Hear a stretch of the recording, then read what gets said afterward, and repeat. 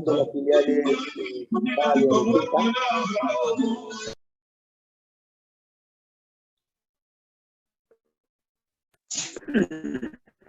bueno, pensaba que no estaba, iba a estar de más, pero parece que no. Les ruego, por favor, bloqueen sus micrófonos para que esta clase pueda fluir de modo adecuado. ¿Ya? Si hubiera alguna pregunta, de hecho, la podrían hacer, pero les rogaría que respetemos el momento de cada uno. ¿Ya? Muy bien. Están entrando de a poco. Empecemos entonces con nuestro primer tema, que es el tema de las palpitaciones y el síncope. ¿Ya? Bueno, ustedes saben que el hecho de que una persona caiga y tenga una pérdida súbita del contenido de la conciencia, pues revela parte de lo que es un trastorno sincopal, ¿no? Un trastorno sincopal, un ictus sincopal, ¿no? En ese sentido, entonces, es importante que tengamos un enfoque de cómo se aprecia el tema del síncope de una persona, ¿correcto? Y está unido con el tema de palpitaciones, porque resulta siendo las arritmias cardíacas o los trastornos del ritmo, que luego se reflejan en la perfusión cerebral, una de las causas frecuentes de este síndrome sincopal, ¿correcto? Entonces, por eso están unidos estos temas. Muy bien. Entonces, vamos a ir viendo primero el tema de las palpitaciones, ¿ya? Y son síntomas descritos por los pacientes como una consecuencia incómoda, normal, incrementada de su latido cardíaco. Es una percepción, es netamente un síntoma, el tema de las palpitaciones, ¿no? Con frecuencia asociados a una sensación de pulsación o movimiento de pecho, una pulsación de pecho, ¿no? Los pacientes a menudo suelen decir que el pecho les zapatea, ¿no? Les zapatea, es como frasean muchas veces los pacientes, ¿no? Es el pecho o áreas adyacentes, lo que puede ocurrir en circunstancias normales o anormales, ¿no? Las palpitaciones es uno de los problemas más frecuentes vistos en el consultorio. Aunque la causa generalmente es benigna, ocasionalmente puede suponer manifestación de una arritmia mortal. Esto es raro, no es muy frecuente. Generalmente, en el día a día del trabajo médico, estas manifestaciones, palpitaciones son de origen benigno. Es importante que en esta clase nosotros seamos capaces de advertir signos o contextos clínicos que son una bandera roja, ¿no? Una bandera de alarma para ya tener en mente una arritmia maligna, una arritmia grave, ¿no? Muy bien.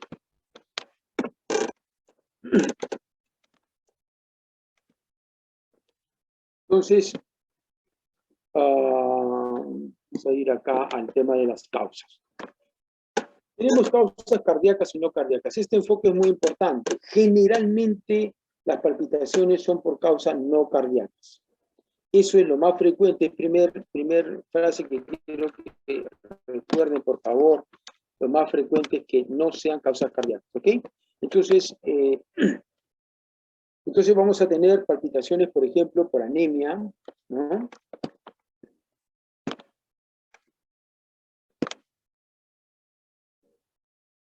Perdón, estamos admitiendo.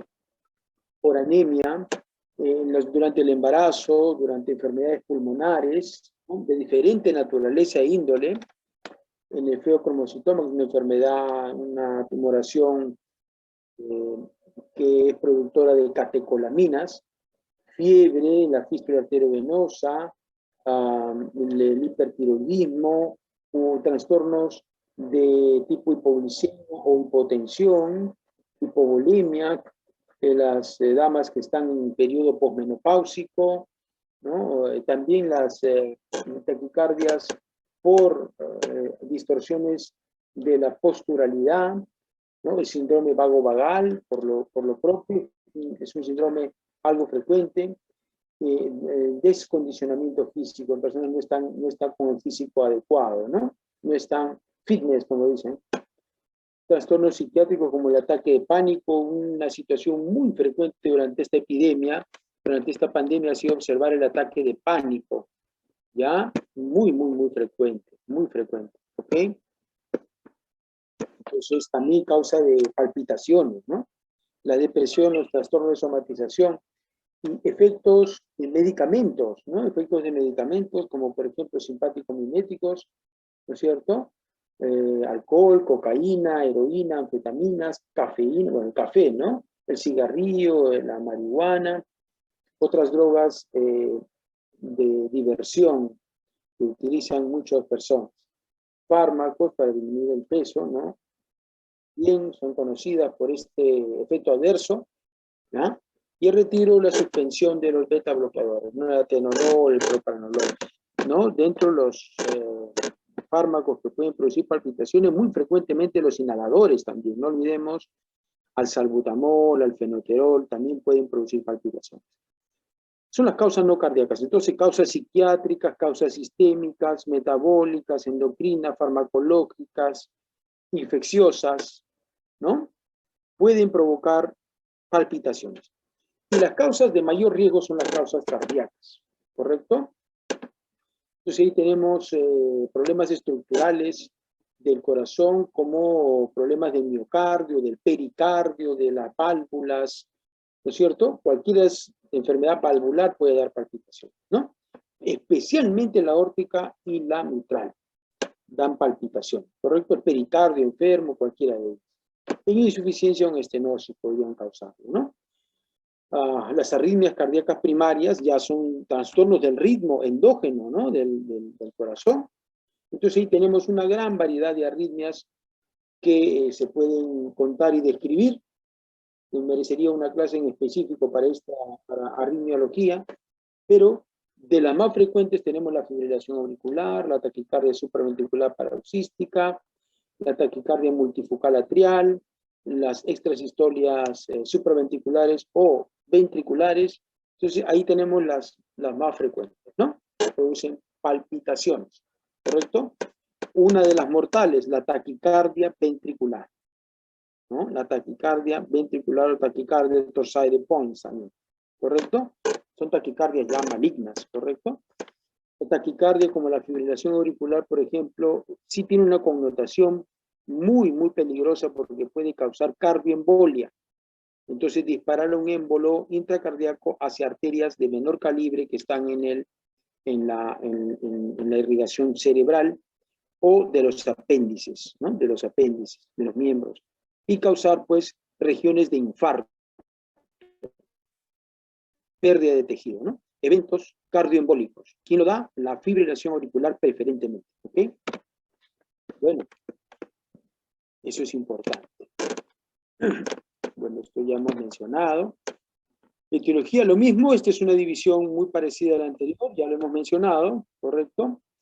Dentro de lo que es la patofisiología, tenemos que las vías sensoriales involucradas en la percepción del latido cardíaco no son muy bien conocidas. Probablemente se encuentren receptores sensoriales en el miocardio, en el pericardio, en los mecanorreceptores y ovaroreceptores periféricos, con sus vías aferentes somáticas y parasimpáticas. Esto es con respecto a la percepción de la palpitación, ¿no? A la percepción de la palpitación, ¿ok? Los mecanismos causales de las palpitaciones son heterogéneos, incluyen contracciones cardíacas muy rápidas, irregulares, lentas, también pueden incluir contracciones intensas, movimientos anómalos del corazón en el tórax, ¿ok?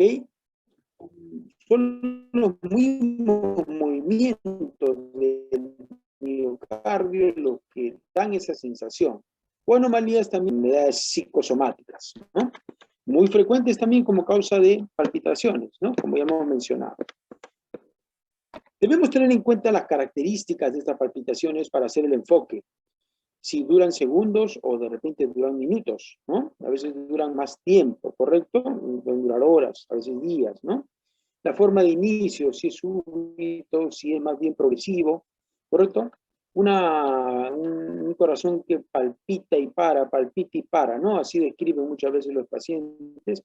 Extrasistolias auriculares o ventriculares. Generalmente este tipo de arritmia tiene pausas, entonces encuentra uno entre un latido y otro una pausa, ¿no? Y eso lo percibe el médico en el examen, ¿correcto?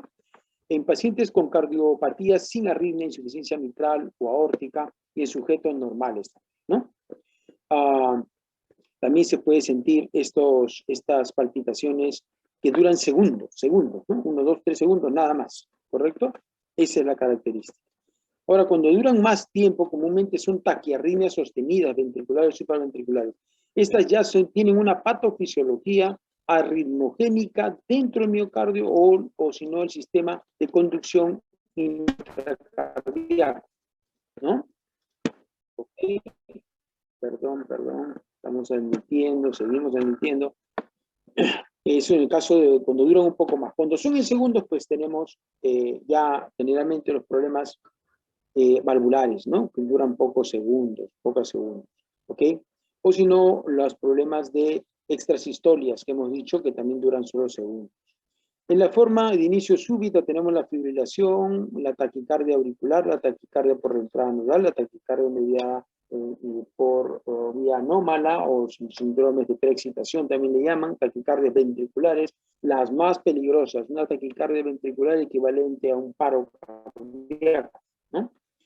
Las que son progresivas, las taquicardias sinusal, las taquicardias paroxísticas, pueden ser de un inicio progresivo, ¿no? Van sumándose los eventos, entonces uno puede tener eso. La forma de terminación abrupta, generalmente las taquicardias paroxísticas. La persona tiene esas palpitaciones de un momento y para de un momento a otro también, así como inicia, para, ¿correcto? Y no tiene nada más, eso es todo, ¿no? Esas son las taquicardias paroxísticas. ¿Ya? Algunas son de aparición frecuente,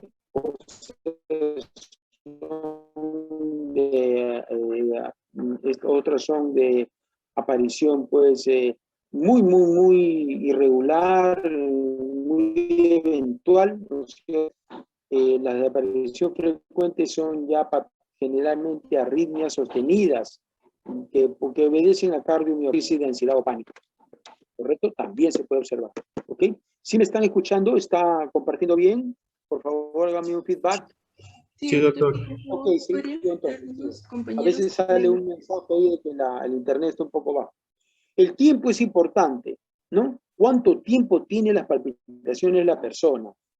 Desde la niñez o adolescencia, ¿no? Generalmente ahí tenemos que pensar frente a alguna cardiopatía congénita, como CIA, tetralogía de Fallot, CIB, ¿no? Son, o ductus arterioso persistente, bueno, patologías congénitas cardíacas. Si inicia en la edad adulta, pues ahí ya tenemos que pensar cardiopatías adquiridas o trastornos psiquiátricos, ¿no? También, ¿ok? Ahora que si son, ya le digo, duran mucho las palpitaciones, tienen un buen tiempo, y además iniciaron en la adultez, hay que pensar también cardiomiopatías o taquiarritmias ya estructurales, ¿no? ¿Ya? Ahora, regularidad, ¿no? Generalmente hay palpitaciones que son regulares, o sea, uno siente un orden, se nota rápido, pero está ordenado, uno toca el pulso y hay un ritmo regular, hay una ritmicidad. Sin embargo, hay patologías que son irregulares, el ritmo es totalmente irregular y desordenado, eso es característicamente de la fibrilación auricular o FA, flúter auricular o taquicardia con extrasistolias también, ¿no? Extrasístole, supraventricular o ventricular. También el pulso puede ser irregular. Ya decimos que sobre todo la más frecuente de las regulares, la taquicardia sinusal, ¿correcto? Es una de las más frecuentes. Las taquicardias auriculares también, o ventriculares también pueden ser más bien rítmicas, ordenadas, aunque tanto peligrosísimas también, ¿no? La taquicardia ventricular. En las taquicardias de origen psiquiátrico, las palpitaciones de origen psiquiátrico generalmente son regulares, ¿ya? Generalmente son regulares. No hay una irregularidad en el pulso en las taquicardias o palpitaciones de origen psiquiátrico. Eso debe quedar claro. En la irradiación se siente en la región anterior del tórax y puede irradiarse al cuello, ¿no? Generalmente esa es la sensación que se percibe en las palpitaciones, ¿no? Continuamos. Factores desencadenantes: el estrés, el ejercicio, aumento del tono vagal, ¿no? Aumento del tono vagal también es importante. Vamos a seguir admitiendo. Aparece en reposo, ¿no? Cambios de postura, supina, vertical. Esos detalles son importantes, ¿no es cierto? ¿Por qué? Porque nosotros sabemos que los cambios de postura hacen que cambie también el nivel al que está circulando. No es lo mismo hacer circular 5 litros verticalmente que horizontalmente. Por lo tanto, cuando uno va a acomodar esa cantidad de volumen a la vertical de la horizontal, pues tienen que ponerse en marcha los reflejos que acomodan el volumen y que hacen que la presión se mantenga a pesar que ha cambiado la posición.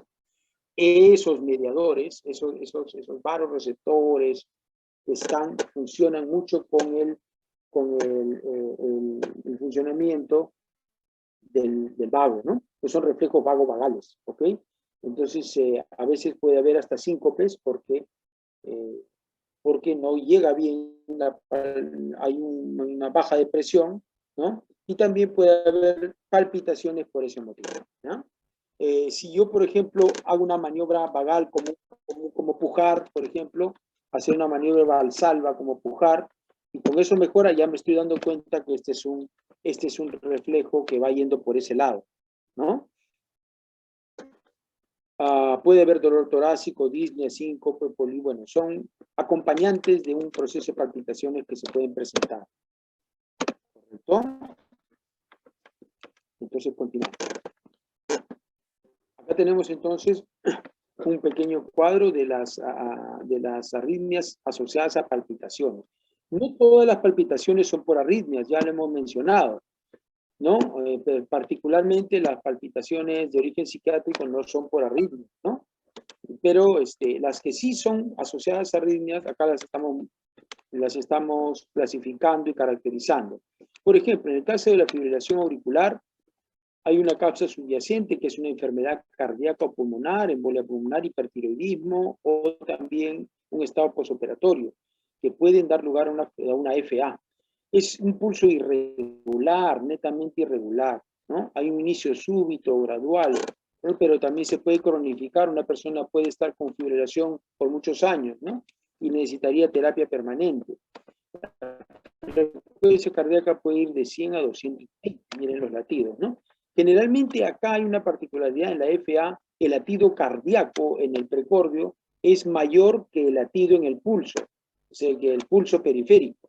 Eso se llama pulso deficitario y es característico de la FA, ¿no? Hay disminución transitoria de la frecuencia cardíaca con la maniobra vagal, o sea, con pujar, con nausear, por ejemplo, ¿no? Ya. Ahora, la taquicardia por entrada nodo AB no tiene una causa subyacente clara. La regularidad es normal, o sea, el pulso es regular, el inicio es súbito de un momento a otro, se puede tener una frecuencia mayor que la anterior, y la interrupción también puede ser súbita. O sea, prende y apaga esto, ¿no? Prende y apaga, es un tipo de arritmia que se puede presentar,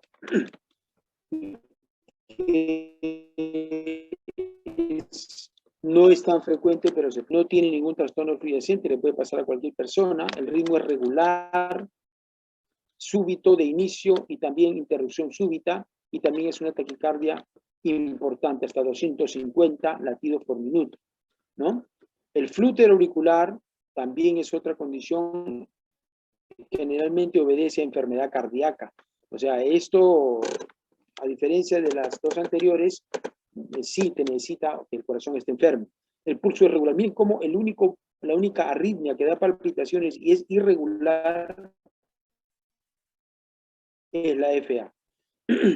Puede ser irregular y la conducción AB es variable. O sea, en este sentido, el flúter auricular puede tener, como la FA, más pulso, más frecuencia en el precordio con el pulso periférico, porque todos los latidos precordiales no se van a expresar en el latido periférico. Entonces, estas dos, esta y esta última, pueden tener pulso deficitario, ¿correcto? Y son generalmente ocasionadas por enfermedad cardíaca o extracardíaca, pero obedecen a enfermedad necesariamente, ¿correcto? Dentro de la anamnesis es muy importante que nosotros observemos. A ver, por favor, quisiera saber, ¿todavía hay más alumnos? A ver, vamos a ver cuántos tenemos.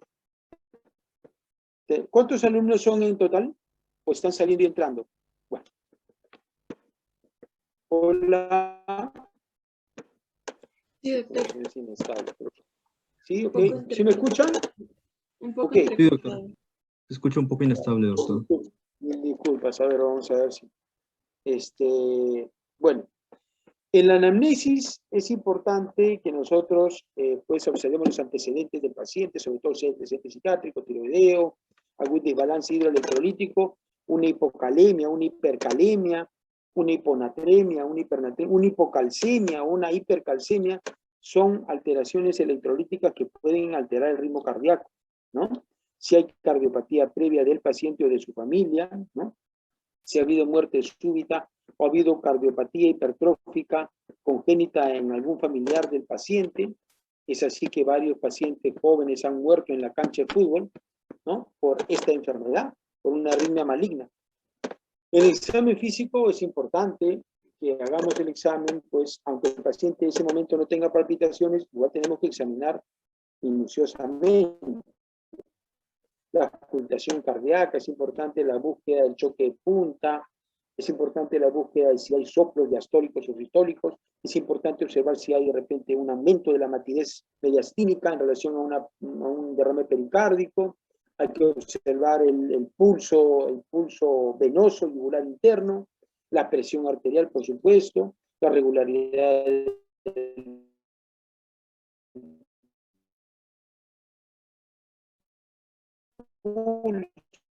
pulso, los signos de cardiopatía estructural, ¿no es cierto? Todos esos detalles que vamos a evaluar, si hay visceromegalias, si hay pues tremor, exoftalmos, piel suave, sudorosa, ¿no? Lógicamente, yo diría que en una condición clínica muy frecuente de palpitaciones y de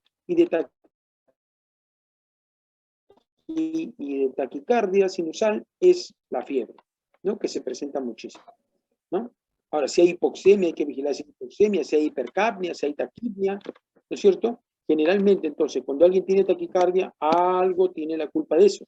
Desde una emoción, un pensamiento, hasta una Punto número terrible 6, enfermedad. definición de síndromes secundarios. ¿Hola? Bueno, seguimos. La anemia. Hay que tener en cuenta mucho que la anemia no produce taquicardia o disnea de reposo, solamente de movimiento, de actividad, ¿no? Si alguien pues tiene taquicardia o tiene disnea de reposo, no puede ser eso por anemia, ¿no? Muy bien, seguimos. Bueno, hay que hacer pues exámenes auxiliares, el electrocardiograma sobre todo lo principal, ya tienen esa clase con el doctor Guerrero, ¿ya? Entonces hay que valorar cómo está la sonda P, el segmento PR, el complejo QRS, la onda T, si está alta, alticuda o no, si cómo está la despolarización y la repolarización, y todos esos detalles para valorar las características de la taquicardia, ¿no? El ecocardiograma, hay que valorar las válvulas, la fracción de eyección, la fuerza del miocardio, el pericardio. Hay que evaluar el hemograma para ver si hay infecciones, ¿no? O hay una condición de inmunosupresión.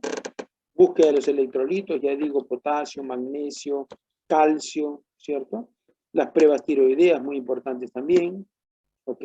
Entonces, ese es un enfoque importante de lo que son las palpitaciones. ¿Ok?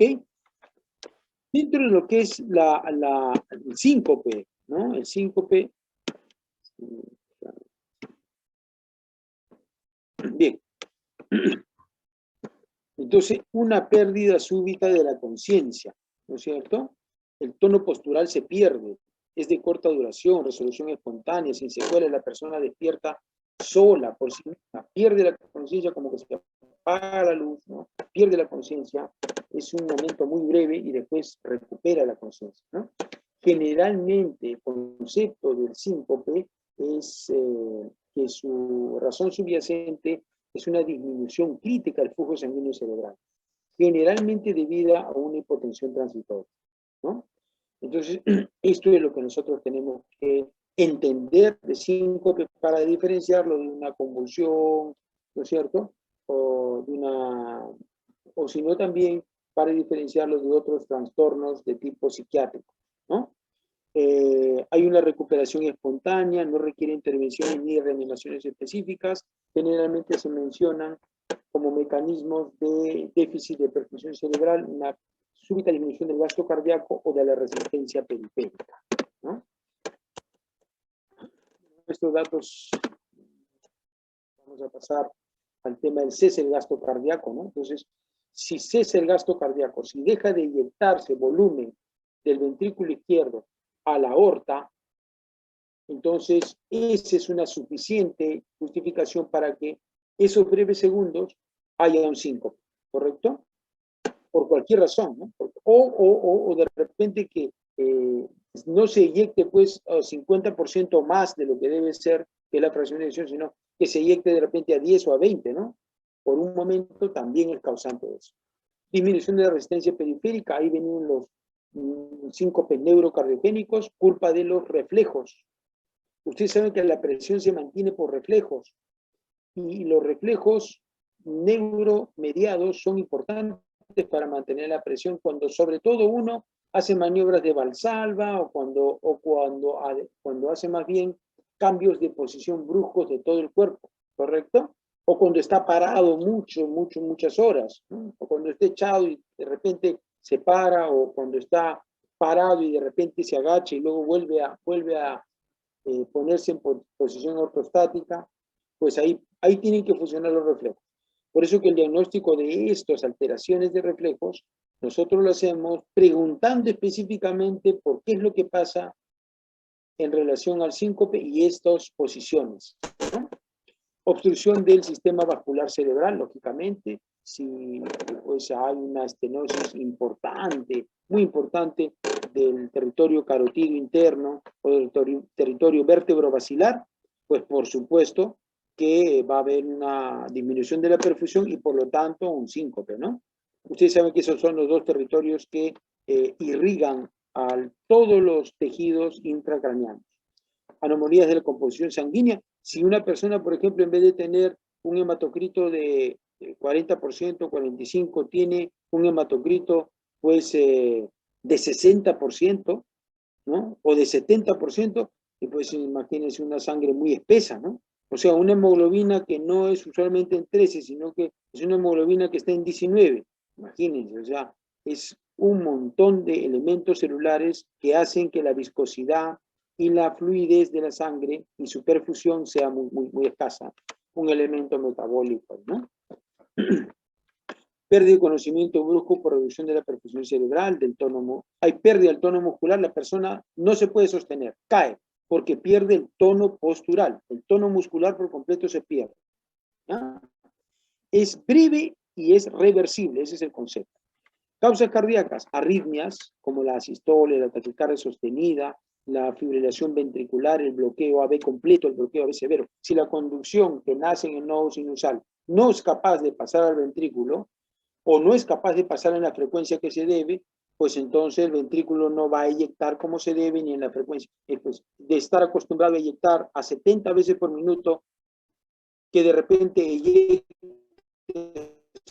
solamente 10 veces o 20 veces, definitivamente va a marcar un cambio en el flujo cerebral y de todos los tejidos. Pero lamentablemente la forma de expresar una hipoperfusión cerebral es el síncope, cuando esta es breve, ¿no? Lógicamente estos trastornos son breves y por eso hay síncope, pero ya te están anunciando un problema. Estenosis aórtica severa también, ¿no? O sea, si la válvula aórtica pues está estenosada y por lo tanto lo que va a eyectarse del ventrículo hacia la aorta es pues mucho menor de lo usual, también vamos a tener ese problema. El infarto de un miocardio, y el ventrículo no tiene fuerza, no va a eyectar. La miocardiopatía hipertrófica por lo consiguiente, ¿correcto? Y los temas no cardíacos son, como digo, el síncope vagovagal, vasovagal, ¿no? El cerebro vascular y la hipotensión ortostática son los más frecuentes. Describamos un poquito esto. El síncope vagovagal es una forma muy frecuente de síncope. Su mecanismo es un descenso en la presión arterial por reflejos vasculares iniciados por el dolor o ansiedad. La persona que tiene un estado de ansiedad o de dolor muy intenso, que lo sobrepasa, no puede sobreponerse, condiciona este tipo de reflejos, ¿no? Se presentan algunos pródromos como calor, náuseas, sensación de debilidad, palidez, sudoración, ¿no? Son pródromos antes de caer, friabilidad en las manos y pies, eventualmente pérdida de conciencia, ¿correcto? Cuando la presión desciende, la frecuencia cardíaca baja en vez de acelerarse. Usualmente, la presión sanguínea se mantiene en el tono adecuado gracias a la respuesta cronotropa del corazón. Entonces, si baja la presión, sube la frecuencia cardíaca para nivelarla, ¿correcto? Pero en el caso del síncope vasovagal, sucede lo contrario. La persona empieza a bajar su frecuencia cardíaca en lugar de acelerarse y por eso claudica y cae. La recuperación es rápida al acostarse, ¿no? Ese es un elemento importante para definir vasovagal. Entonces, la persona tiene un síncope vasovagal, se le acuesta y puede solucionarlo rápidamente. El cerebro vascular, en cambio, resulta de disminución del flujo sanguíneo ocasionada por estrechamiento de los vasos sanguíneos, trombosis, embolia,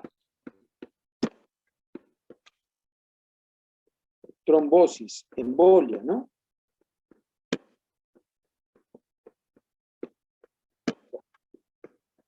Seguimos.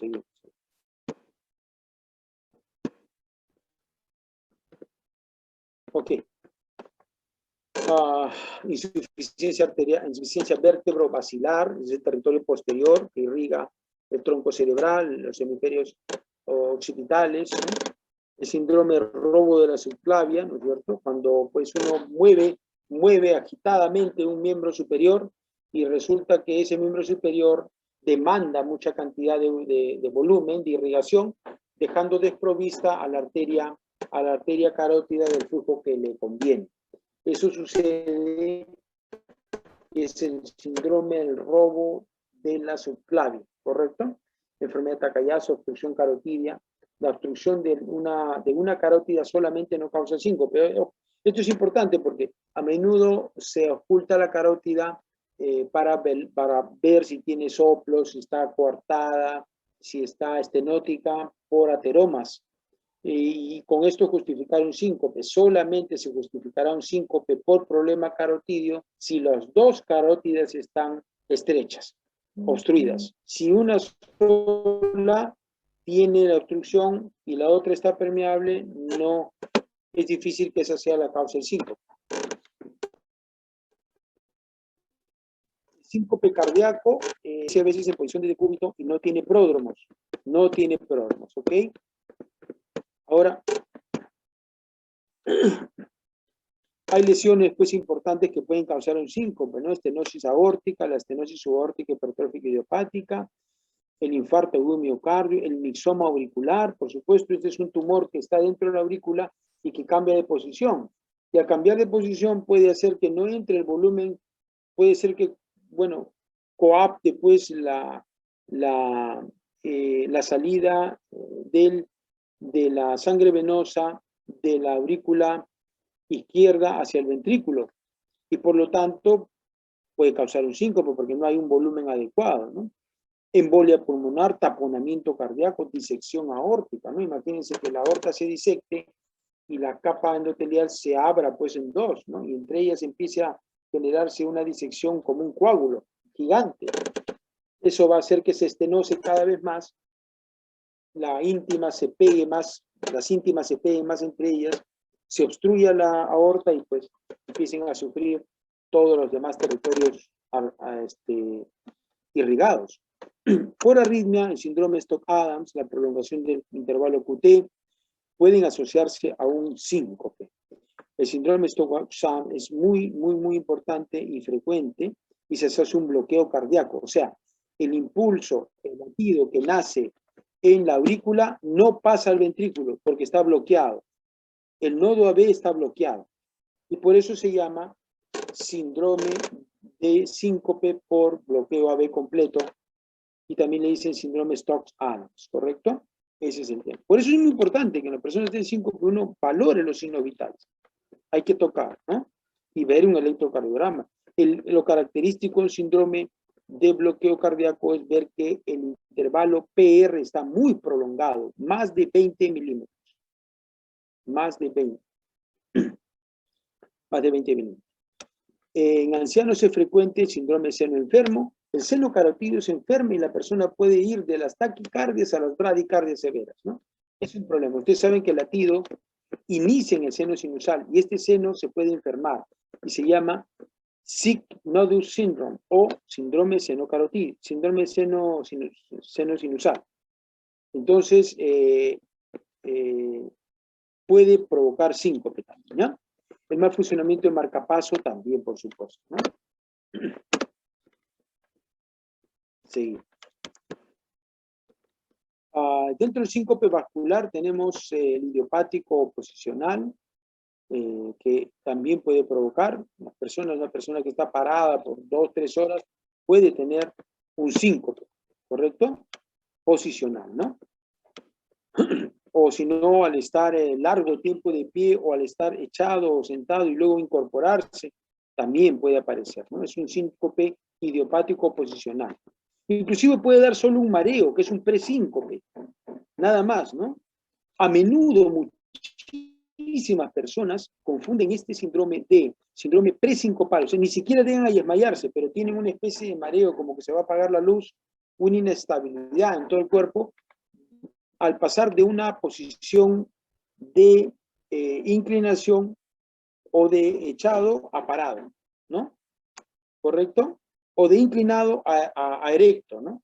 Entonces, en esas circunstancias puede haber este presíncope idiopático posicional, que no es una enfermedad, ¿no? Ahora, la hipovolemia también es una causa bien clara, pues, de problemas sincopales, ¿no? Porque eso sí puede bajar la presión, ¿correcto? Hemorragia masiva, una hemorragia masiva, la rotura de un vaso, cualquiera de los problemas que dé una hipotensión marcada puede dar un síncope por hipovolemia.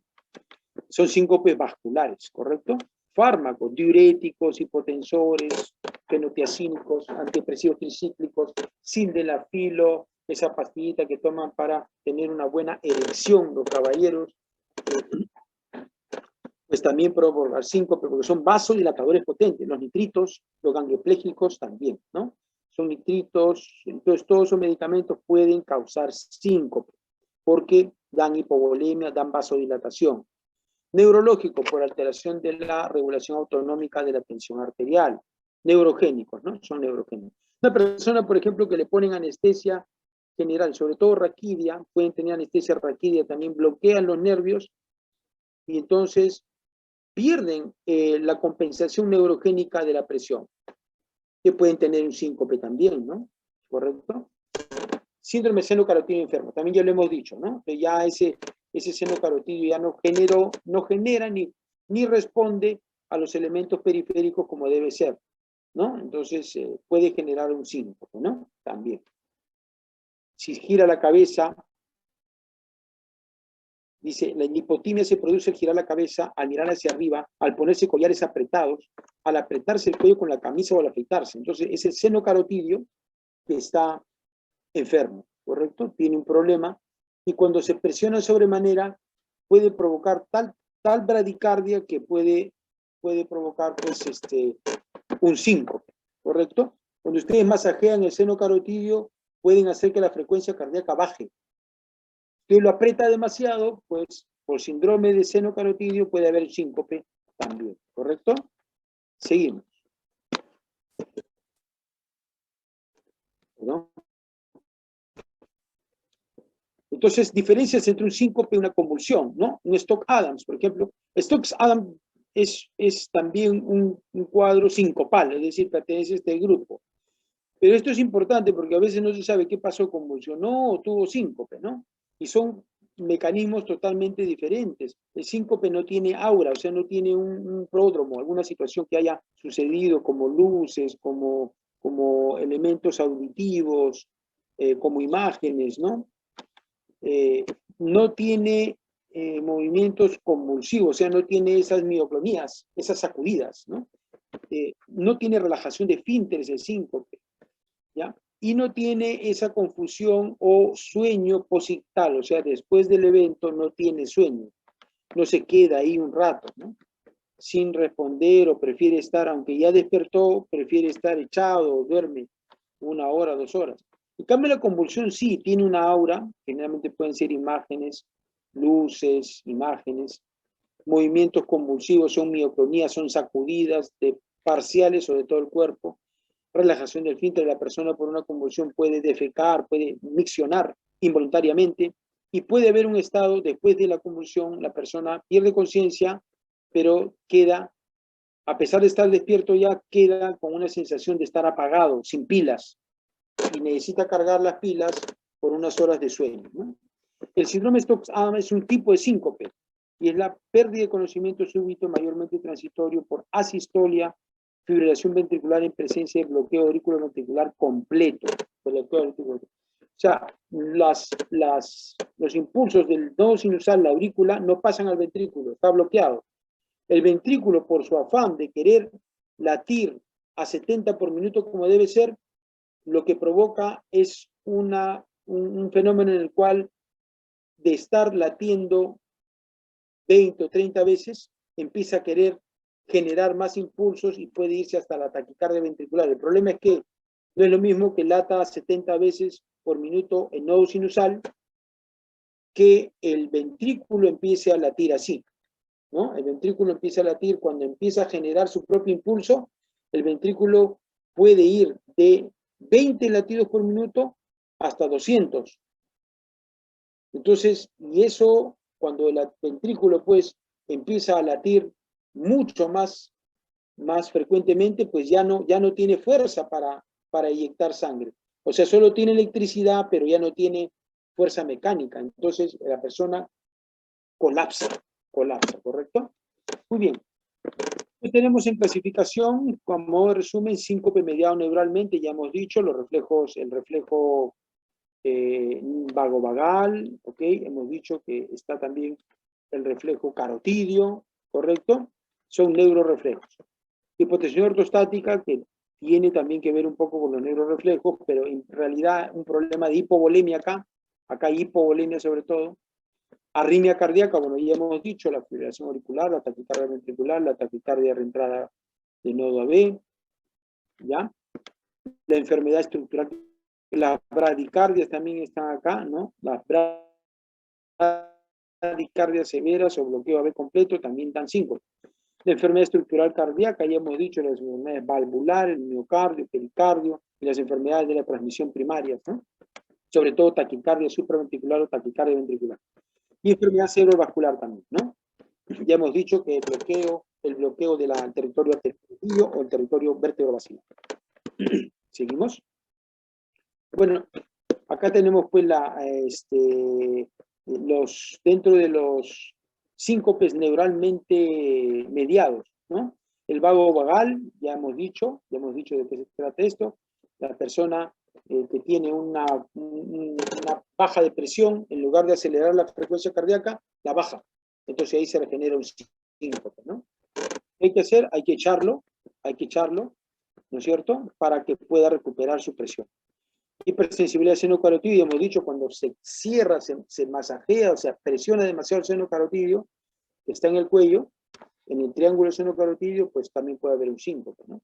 El síncope situacional o síncope fisiológico, hemos dicho, cuando la persona está, pues, de una posición a otra, de lo declive a lo erecto, ¿no? Y ahí puede haber un síncope situacional. No refleja esto una enfermedad grave.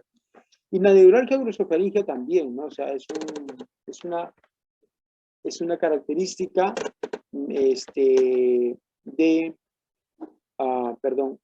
la neuralgia glosofaringea en realidad es un dolor que tiene el paciente, el sujeto, ¿ya? Un dolor intenso que tiene a nivel glosofaringeo, a nivel de la faringe, mejor dicho, ¿ya? Y que puede condicionar un síncope por dolor intenso, ¿no? Ahí el problema que está sucediendo es que el nervio glosofaríngeo está alterado, ¿no? Está enfermo. Dentro de la hipotensión ortostática, sobre todo las hipovolemias. ¿Por qué puede ser? Por drogas, por depresión de volumen, hemorragias, diarreas, ¿correcto? Son problemas de falla de volumen, sobre todo. Las drogas como los diuréticos hemos mencionado, ¿no? Los fenotiazínicos, los vasodilatadores, ¿no? Pueden provocar esta situación. Bueno, las arritmias cardíacas ya hemos repasado también, ¿no? Disfunción sinusal, alteración de la conducción AB, sobre todo el bloqueo AB completo, taquicardias paroxísticas, sobre todo las ventriculares que causan paro cardíaco, las canalopatías, estos síndromes de los canales intrínsecos de la miofibría cardíaca, ¿no? Que pueden provocar síndrome de QT corto, QT largo, síndrome de Brugada, ¿no? Y que pueden dar arritmia mortal.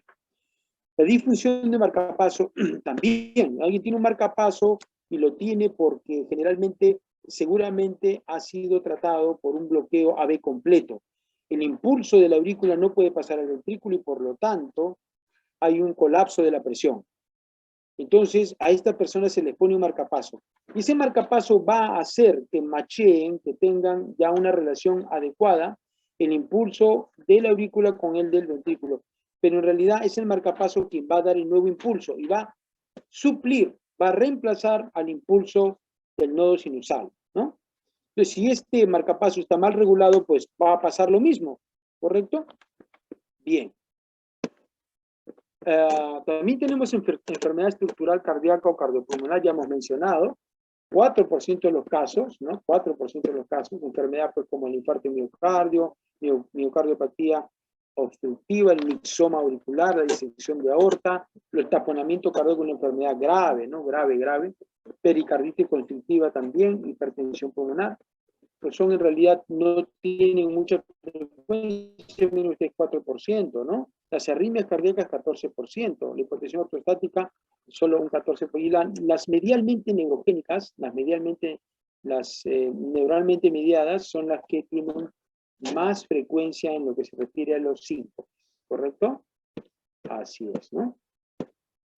Y otros como los, el síndrome de robo cardiovascular, ¿no? Ya hemos dicho ya, los síndromes metabólicos, los psicogénicos y neurológicos, un 12%. Al menos son más frecuentes que los cardiogénicos mismos estructurales, ¿no? Bien, este es un enfoque de cómo vamos a valorar el síncope en un paciente, ¿no? Entonces si tenemos nosotros el examen físico en historia, la presión arterial en decúbito y de pie, ¿por qué medimos? Medimos una persona su presión en decúbito, ¿correcto? Estando al menos 6 minutos echado. Después lo paramos a esta persona, al menos 3 minutos y empezamos a medir la presión, vamos a notar que va a haber una diferencia de presión. La presión echado es una presión un poco mayor a la presión cuando está parado. Entonces, esto se llama el test de ortostatismo, ¿correcto? Es importante para verificar si hay un trastorno neurológicamente mediado, ¿no? Ahora, si nosotros pues, sospechamos del diagnóstico, no lo tenemos todavía, hay que ver que sea un problema cardíaco, tomamos ecocardiograma, tomamos un test de estrés o un test de esfuerzo, hacemos un Holter para ver la frecuencia cardíaca y el ritmo, cómo va, qué arritmias morfológicamente identificables hay en el electro durante el Holter, ¿no? Y regular los implantes que tiene el paciente, ¿no? Marcapasos, implantes. Y si no tenemos un diagnóstico, vamos a electrofisiología, es una especialidad en cardiología muy específica, ¿no? Todavía no tenemos diagnóstico, vemos la posibilidad de un síncope mediado neuralmente, ¿no? Generalmente por ortostatismo. Hacemos un TIL test, ya vamos a ver la mesa de basculación de TIL test. Si es positivo, tenemos un síncope pues mediado neuralmente, ¿no? Y si no, revaluamos, ¿no? Un síncope inexplicaremos un TIL test nuevamente porque el síncope neuralmente mediado es el más frecuente de todos, ¿no? Si ya tenemos un solo episodio, pues simplemente continuaremos valorando. En la anamnesis para valoración de un síncope es importante ver en qué posición ocurre el síncope o qué posición tuvo unos 3 minutos o 2 minutos antes del síncope, ¿no? Qué actividad estuvo haciendo, qué factores predisponentes hay, qué antecedentes cardiovasculares, qué medicamento está tomando. si tuvo náuseas, dolor, palpitaciones, mareos, si las circunstancias durante el ataque, el modo de caída, cómo cayó, el color de la piel, la duración del episodio, el tipo de respiración, si hubo movimientos involuntarios o no, hay que verificar si es convulsión y no es síncope, pues, ¿no? Náuseas, vómitos, sudoración, confusión, dolor muscular, dolor de pecho, palpitaciones, relajación de esfínteres. Entonces recordemos que los síncopes per se no relajan esfínteres, son más las convulsiones, ¿no? Recordemos también con los síncopes neuralmente mediados, pues dan vómitos, náuseas, sudoraciones, ¿no? Pero también nos puede dar un infarto de miocardio, ¿no? Antecedente, historia familiar, ¿no? Historia neurológica, trastorno metabólico, si es diabético, si es hipertiroideo. Tenemos que evaluar esos elementos dentro de la anamnesis, ¿no? Control de presión arterial en el cúbito dorsal, de pie, luego 3 minutos, cada minuto, si la presión continúa baja, ¿no? Es el test de ortostatismo. La ocultación, valorar si hay soplo carotidio, si hay soplos cardíacos. Exámenes auxiliares que se deben hacer, hay que valorar en el electrocardiograma si hay bloqueo de alto grado o de segundo. Si es menos de 40, hay riesgo de síncope. Generalmente cuando tiene menos de 30 latidos o menos de 20, ¿no? Ya también hay hipotensión. Pausa mayor de 3 segundos, preexcitación ventricular, preexcitación, síndrome PR corto, síndrome Brugada, síndromes de canales, signos de isquemia aguda, y el QT largo, ¿no? El QT largo que da predisposición a taquicardias ventriculares. Son taquicardias malignas, mortales. Ahora, dentro del ecocardiograma hay que valorar la fracción de eyección, hay que valorar cómo está el miocardio, cómo está el septo, qué grosor tiene, hay que valorar si hay cardiopatía congénita, si hay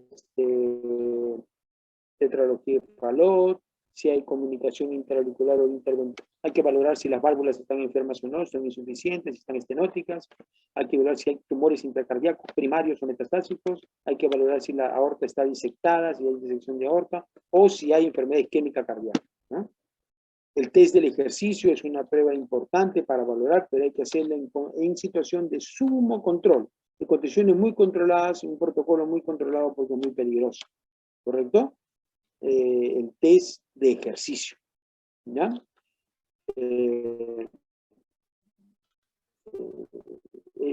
Hay que tener mucho cuidado. El test de ejercicio es diagnóstico cuando se presentan alteraciones eléctricas y hemodinámicas que se produce un síncope durante o mediante o inmediatamente después del ejercicio, ¿no? Ahí tenemos esa situación. El monitoreo electrocardiográfico puede ser intrahospitalario o puede ser también por Holter, ¿no? 24 48 horas se puede observar el ritmo del paciente, ¿no? Solo es diagnóstico cuando hay correlación entre la anormalidad detectada y el síncope, ¿no? Se pueden detectar muchas cosas a veces que son elementos irregulares del electrocardiograma, pero que no se traducen, no explican el hallazgo del paciente, ¿no? Eso es algo que hay que tomar en cuenta, ¿ya? Las pausas menores de 3 segundos son asintomáticas. Si hay bloqueo cardíaco móvil 2 o bloqueo cardíaco AB completo de tercer grado con paroxismos asintomáticos, o hay taquicardia ventricular paroxística. Eso hay que ver. Eso causa síncope, ¿no? Masaje carotidio, el síncope en mayores de 40 años, síntomas sugestivos de hipersensibilidad del seno carotidio. Eso se utiliza en esos casos. Masaje alternativo de 10 segundos en decúbito y en posición vertical. Es respuesta positiva cuando se tiene reproducción de síncope por asistolia mayor de 3 segundos y hay una caída de la presión arterial más de 50 puntos, ¿correcto? Esto es un test, ¿no? Que hacemos en masaje de seno carotidio para valorar si es que esta es la causa de síncope, pero en realidad 49 al 60% el síncope es de origen desconocido. El TIS-test, o también llamado el test de la báscula, ¿ya? Esta es la báscula del TIS-test, ¿no? El paciente tiene una presión, un pulso estando en horizontal, poco a poco se le va elevando hasta llevarlo a la verticalidad. Y se va valorando cómo va variando cómo cambia la frecuencia, la presión y varios valores, ¿no? Que se van tomando, como en este caso. Se valoran varios elementos, presión, pulso, saturación, elementos también de la actividad cerebral. Muy bien. Acá tenemos palpitaciones bajo riesgo, ¿no? Veamos este punto que es el que quiero que sepan, por favor, ¿no? ¿Qué cosa vamos a ver en la anamnesis o en la valoración del paciente que tiene síncope?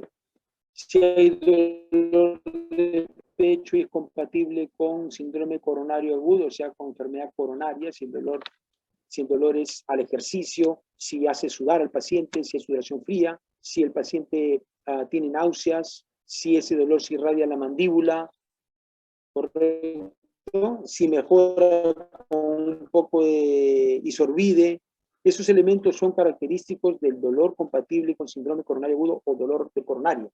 Si hay un síndrome de falla de bomba como edema generalizado, como hipoperfusión, como hipotensión, como bradicardia, entonces ortostatismo, ¿no?